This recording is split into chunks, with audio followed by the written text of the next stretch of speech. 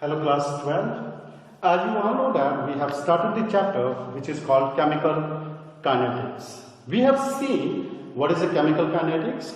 We have done order, molecularity. We have seen the rate law expression and how to write rate law expression for the reaction.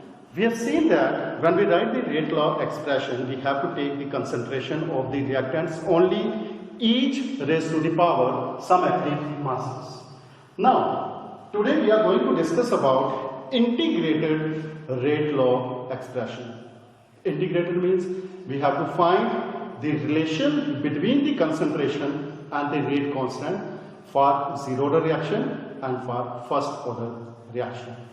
First, we find the integrated rate law expression for zero order reaction. Let us take a simple example. Let A get converted to proton. The reaction is zero order reaction. We know that for zero order reaction, the rate of the reaction is equal to K concentration of A power 0. Because for zero order reaction, the rate of the reaction does not depend upon concentration of any of the reactant. Hence, rate equal to K, concentration times power 0. So, rate is equals to K. Now, how to write the rate of the reaction? We know the rate of the reaction is change in concentration of A with respect to time is equal to K. Now, cross multiply. Minus dA is equal to K into dt. Take negative this side. dA is equal to minus K dt. This is a small time interval. A is concentration. D means change in concentration. So we integrate both sides from initial concentration A0 to the final concentration A. So when we solve it, we get the value dA, it changes to A. From initial concentration A0 to final concentration A. Keep in mind, integration of dx is equal to x. This is called lower limit and this is known as upper limit. Initial concentration and this one is final concentration is equals to minus K integration of dt. As we have dx equal to x, in the same way dt is equal to t. Here, when initial concentration is A0, time is 0. When initial concentration changes to A, that is final, time is t. So, now, A here, we are getting A from initial concentration A0 to the final concentration A equals to minus K dt from 0 to t changes to t from 0 to t. Now, first we substitute upper limit, then minus lower limit. This is the formula. Whenever we do the definite integration, after solving, we first substitute upper value minus lower value equals to minus K, upper value T, lower value 0. So, A minus A0 is equal to minus KT. We can say KT is equal to A0 minus A. Because we have taken minus common from here. So it is equal to A0 minus A. Now, K is equals to A0 minus A divided by T. So this is the integrated rate law expression for a zero order reaction. Keep in mind, K is rate constant. K is equal to A naught. A naught is initial concentration, A final concentration divided by T. Now, half-life. Now, what is the meaning of half-life of a reaction? Half-life of a reaction is the time during which half of the reactant get converted to product. So, for half-life, T is equal to T half. Final concentration should be equal to half of the initial concentration. So, A is equal to A naught minus A naught divided by 2 upon T, multiply here, 2 A naught minus A naught divided by 2T equals to here T half. So we get A naught divided by 2 into T half, that is K. So T half is equals to A naught divided by 2K. K is rate constant. A naught initial concentration and T half is called half-life P. So you can see how to find half-life for zero order reaction. Keep in mind, half-life of a zero order reaction is A naught means initial concentration divided by 2K, where K is known as rate constant. Now, let us discuss some characteristics of zero order reaction. We have to draw the graph for the zero order reaction.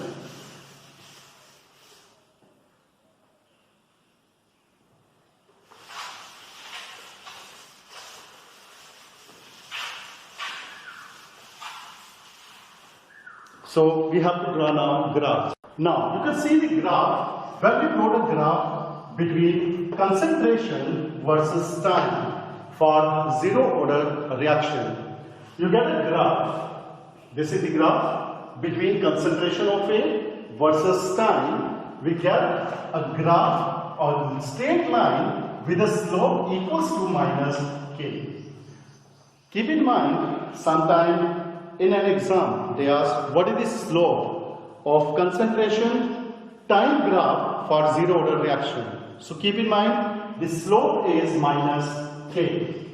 Similarly, when we plot a graph between rate of the reaction versus concentration, it is always a straight line because the rate of the reaction does not depend upon concentration of the reactants.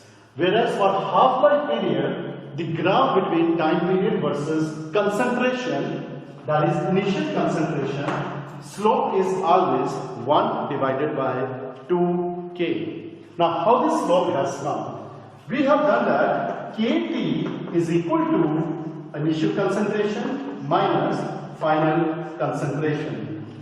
So this is final concentration, this is initial concentration. We are plotting a graph between time versus concentration. So time is equal to A naught upon K minus A divided by K. So when we plot a graph, this slope is slope. Now we multiply here, we get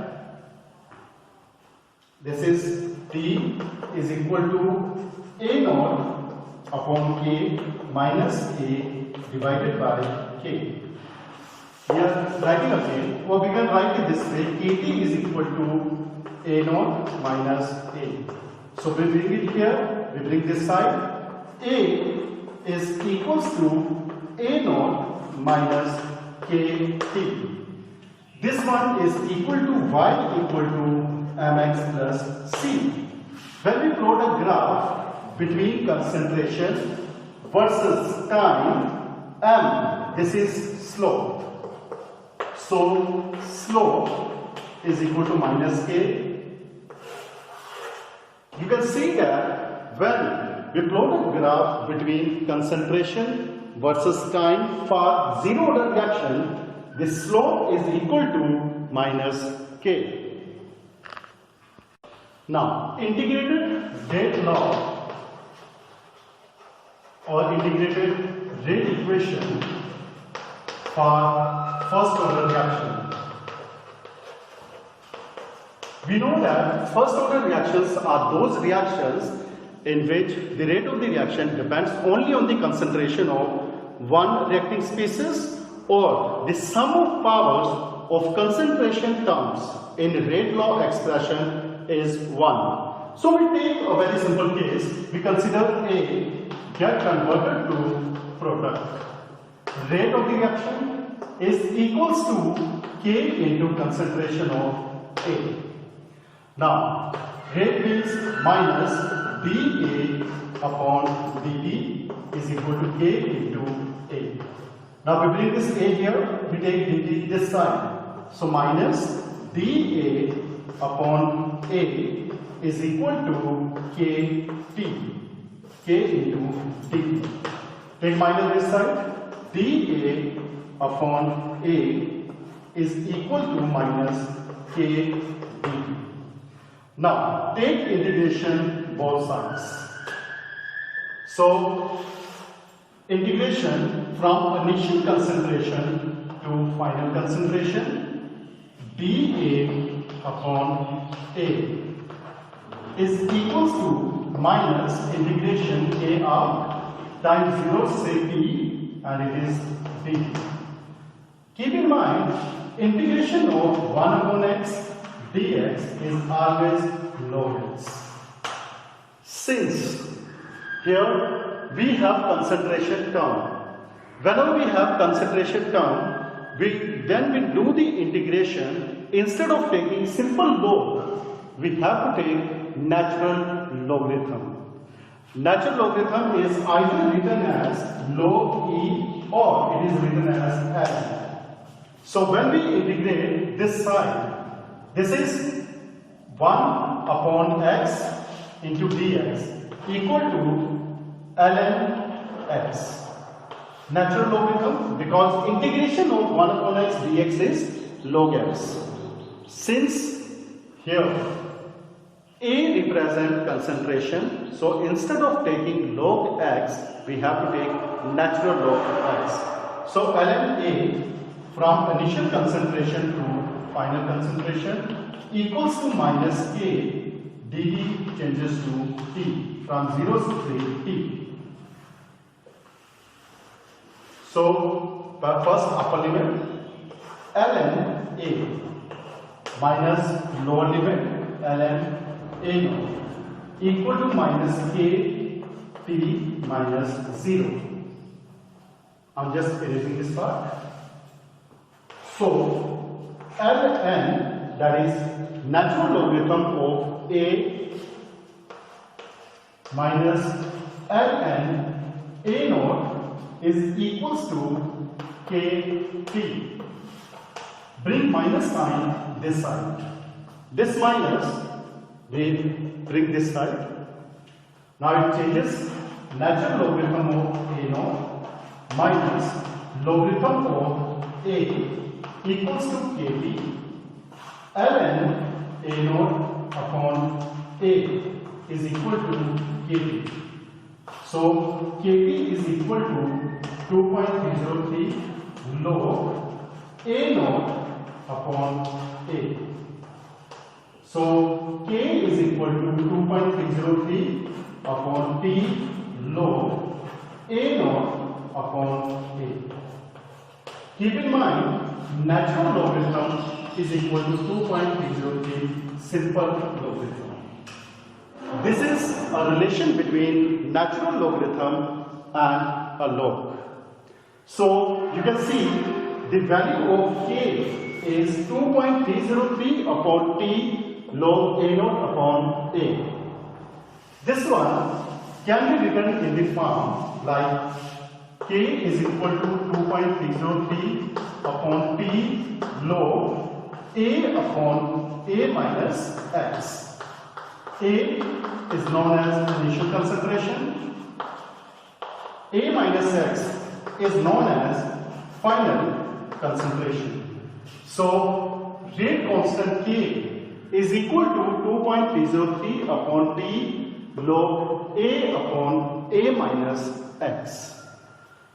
Keep in mind, A here initial concentration and A minus X, it represents final concentration. You can even write K equal to 2.303 upon T log A naught upon A. Now, we are moving towards half-life period.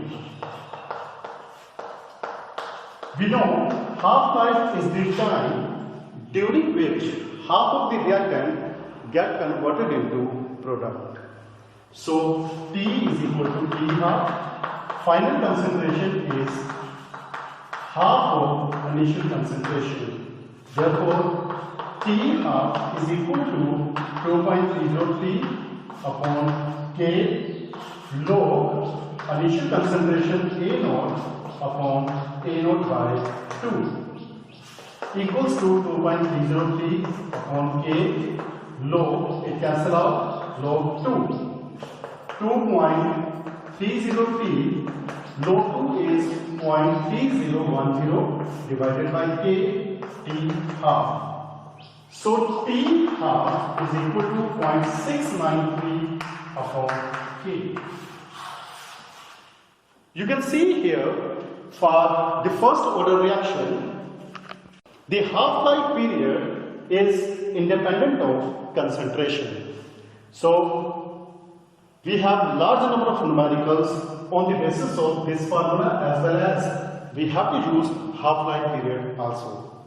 So keep in mind the formula is K equals to 2.303 upon T log A upon A minus X, or initial concentration to the final concentration, and the half-life period T half is 0.693 upon K.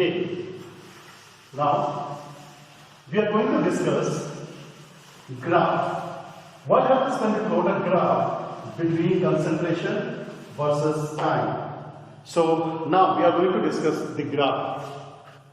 Now let us see the graph. When we plot a graph between log concentration versus time, the slope of the graph is minus K upon 2.303. But when we plot a graph between log A naught upon A versus time, the slope of the graph is K upon 2.303. How these two slopes has come? Let us see.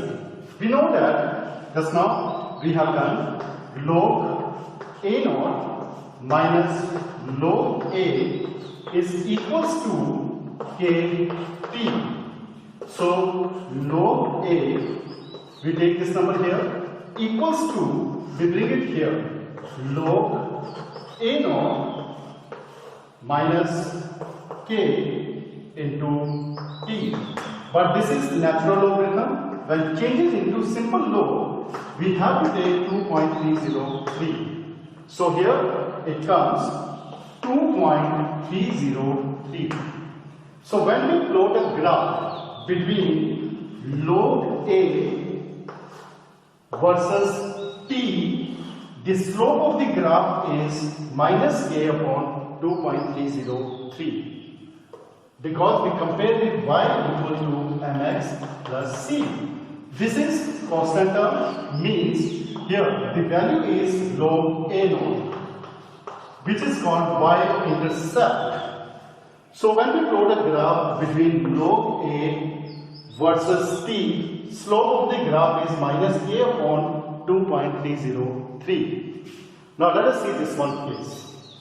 This is log A naught upon A is equals to K upon 2.303 into T.